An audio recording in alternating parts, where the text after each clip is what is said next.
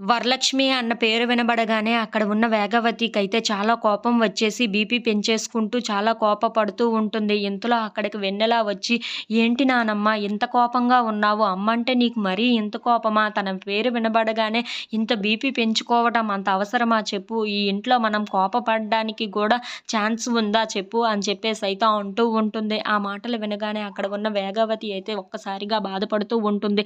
ఇంతలో అక్కడ ఉన్న వెన్నెల అయితే తన దగ్గర కూర్చొని, నానమ్మ, అమ్మ అంటే నీకు కోపం ఉండొచ్చు. కానీ ఇప్పుడు అమ్మ మన దగ్గర లేదు కదా! కోప్పడే అవకాశమే లేదు మనకి అని చెప్పేసైతే అంటూ ఉంటుంది. నీ ఆరోగ్యం పాడవటం తప్ప ఇంక ఏముంది చెప్పు?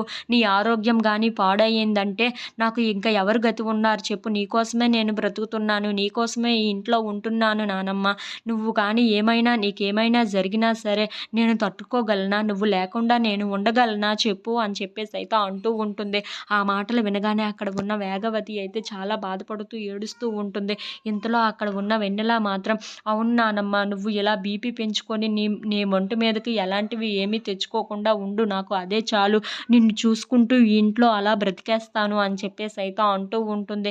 ఆ మాటలు వినబడగానే అక్కడ ఉన్న వేగవతి మాత్రం వెన్నెలను చూసి చాలా బాధపడుతూ ఉంటుంది. ఇంతలో అక్కడ ఉన్న వెన్నెల మాత్రం, "అవును నానమ్మ, నేను ఉంటున్నది నీకోసమే నానమ్మ. అమ్మని ఎప్పటికైనా మనం కలవచ్చు. అప్పుడు చూపించొచ్చు నీ కోపాన్ని.